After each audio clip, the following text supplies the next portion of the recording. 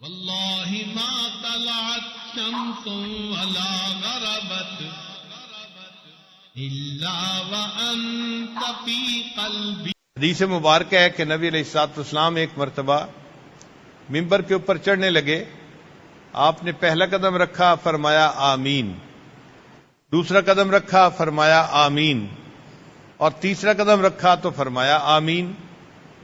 جو صحابہ قریب تھے وہ حیران ہوئے کہ اللہ کے حبیب صلی اللہ علیہ وسلم ایسا کیوں فرما رہے ہیں۔ جب درس مکمل ہوا تو صحابہ نے پوچھا، اے اللہ کے حبیب صلی اللہ علیہ وسلم آپ نے ایسا کیوں فرمایا؟ تو نبی علیہ السلام نے فرمایا کہ میرے پاس جبریل علیہ السلام آئے اور انہوں نے 3 باتیں کی۔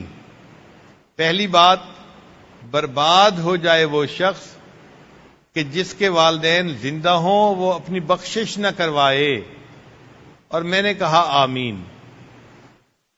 پھر جب میں نے دوسرا قدم رکھا تو اس نے پھر کہا کہ برباد ہو جائے وہ شخص جس نے رمضان کا مہینہ پایا اور اس نے اپنی بخشش نہ کروائی، اور میں نے کہا آمین۔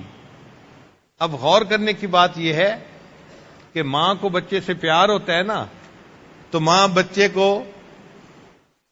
سخت ناراضگی کی حالت میں بھی بد دعا نہیں دیتی کیونکہ پیار ہوتا ہے، اور اگر کوئی بندہ اس کی بیٹے کو بد دعا دے تو اس سے بہت ناراض ہوتی ہے کہ تم میرے بیٹے کو بد دعا کیوں دے رہے ہو۔ نبی علیہ الصلوۃ والسلام کو امت سے کتنی محبت تھی، اتنی محبت کے باوجود جب نبی علیہ السلام نے دیکھا کہ جبریل علیہ السلام ایک بد دعا فرما رہے ہیں، برباد ہو جائے وہ شخص جس نے رمضان کا مہینہ پایا اور اس نے بخشش نہ کروائی، تو نبی علیہ السلام نے اس بد دعا کو سن کے خاموشی اختیار نہیں کی، فرمایا آمین۔ اس کا کیا معنی کہ رمضان میں بخشش اتنی آسان ہے کہ جو بندہ رمضان میں بھی بخشش نہ کروائے اس سے زیادہ گیا گزرا بندہ تو کوئی دوسرا ہو ہی نہیں سکتا۔ اس لیے یہ ٹھان لیں کہ ہم نے اس رمضان میں سچی توبہ کرنی ہے اور اپنے رب کو راضی کرنا ہے، اور گناہوں سے 100% ہم نے نجات پانی ہے۔